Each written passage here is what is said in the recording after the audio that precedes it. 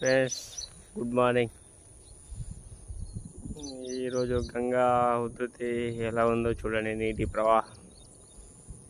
నిన్న అక్కడి నుంచి మనం గంగాకి వెళ్ళాము మధ్యాహ్నం 2 గంటలకి.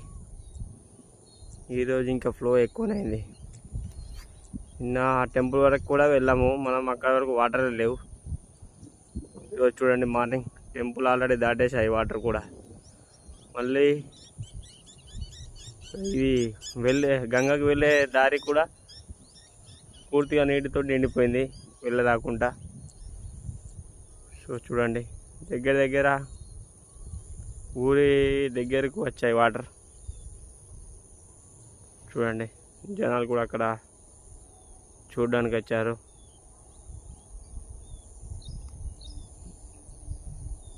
నాకు తెలిసి ఇంకా ఇదే ఫ్లో ఇలా ఉంటే మున్పల్లి ఊళ్ళో కూడా నీరు వచ్చే అవకాశం ఉంది. చూడండి గంగ ఎలా ప్రవహిస్తుందో. ఇక్కడి వరకు వచ్చాయి, కటకింది పొలాల వరకు.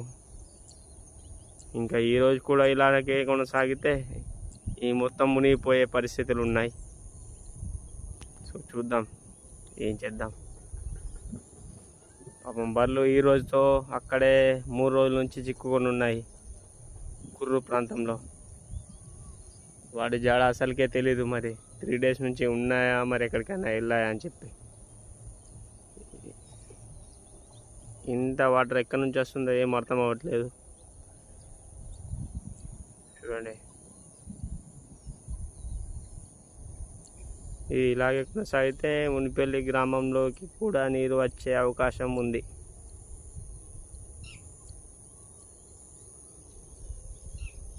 నేను ఇప్పుడు మునిపల్లి కట్టపై ఉన్నాను, చెరువు కట్ట. జనాలు అక్కడి వరకే లాస్ట్, అక్కడ నుంచి లేదు వెళ్ళడం. మొత్తం వాటర్ నిండిపోయాయి రోడ్డు పైన కూడా.